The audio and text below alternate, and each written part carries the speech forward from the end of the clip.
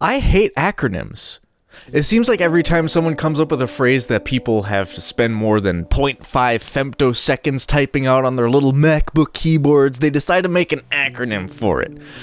That kind of mentality is what makes me mix up American Sign Language with Lou Gehrig's disease. But, not all acronyms are bad, and I'm going to introduce you to one of my new favorites. FOSS, which stands for Free and Open Source Software.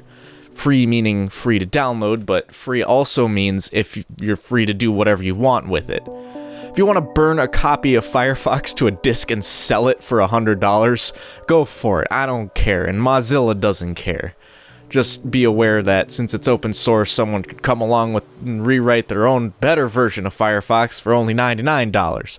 That's the magic of open source. I got interested in FOSS when I installed Windows 11 on my laptop, and I hated it so much I wiped my laptop clean and installed Linux, or GNU Linux if you want to get technical. And when I started playing around with it and learning the terminal a bit, I thought, hey, let me see how far I can go with just free software that's available for Linux. Now, this video I'm just going to be showing a few of my favorites. Of course, I'm not sponsored by any of these groups that made these because, they're free. It's just software that I like, and I think a lot of people could get some use of. Let's start with something everyone probably recognizes. This Linux distro that I installed came with Firefox pre-installed. Up until that point, I was using Chrome, but after I started using Firefox and noticed that it took up a lot less RAM and wasn't any slower than Chrome, I just kinda decided to stick with it.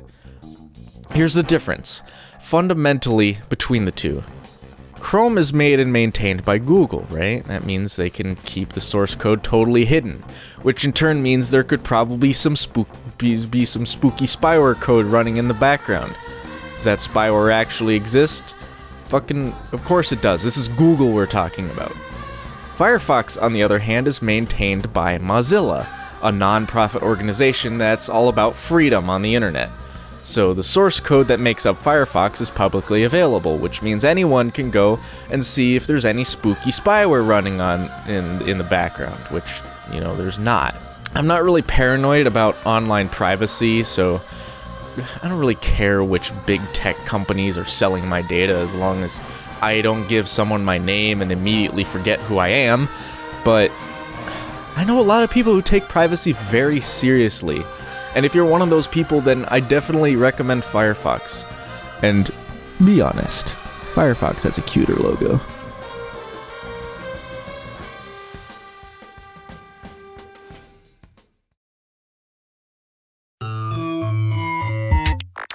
Hey, you want to become a YouTuber or do anything that involves audio? Well, I'd be surprised if I were the first one to recommend Audacity. There's no way any other audio recording software should cost money when Audacity can do everything it does. I mean, sure, I use Adobe Audition, that's what I'm recording on right now, but that's only because it communicates with Premiere and After Effects. Up until maybe 2 years ago, I was using Audacity to record all of my voiceovers. Of course, your voice isn't going to sound like a radio announcer as soon as you start recording with Audacity, but you're going to have a ton of control over your audio when you do. There are thousands of tutorials on how to remove background noise, how to use volume envelopes. Volume envelopes on Audition aren't even as good as this. And let me remind you that this is free.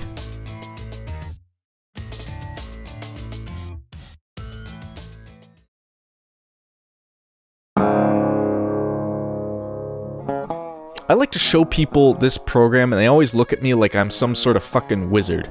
Alright, watch this. That's my hard drive. That's 3 terabytes of the crap that I've collected over the years. This software is my favorite thing to use when I decide I need to clear some space out, but I don't know what I should start deleting. First of all, the most obvious thing is that these candy-colored rectangles are representation of actual files on the computer. It makes it really easy to see a big file, click on it, and it shows exactly what and where it is. In terms of functionality, it's only really useful for, finding lost files and deleting big folders that you don't want anymore, but goddamn if I don't use it all the time.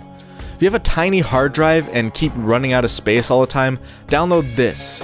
It takes up almost no space, which I can prove to you just by, using WinDirStat.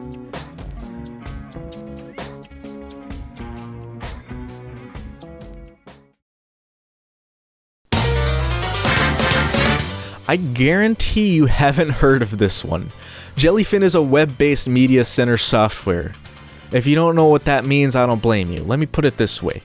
Do you have a bunch of DVDs? What if I told you could rip all of them to a computer and suddenly have the power to stream them to your own private version of Netflix?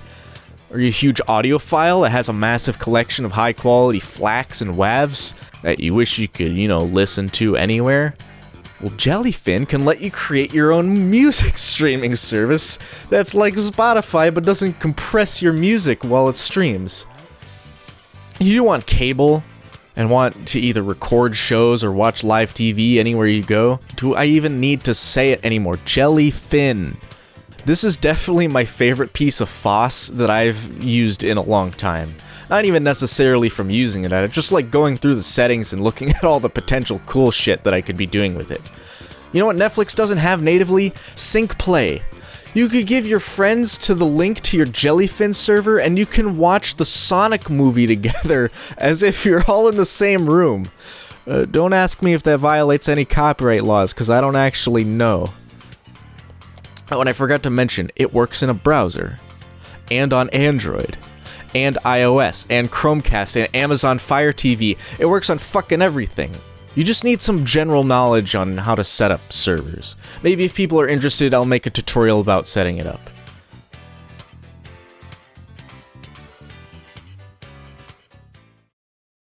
Now, this isn't a comprehensive list of all the FOSS that I like.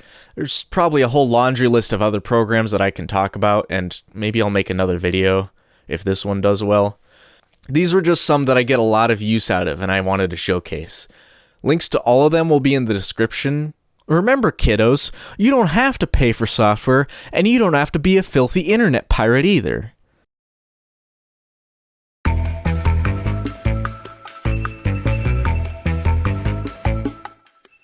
Thanks for watching, and if you liked this video and you want to see more, I'm gonna start doing like extra videos on Ko-fi, and the one that's gonna be releasing at the same time as this one on the Ko-fi page if you're a supporter of me.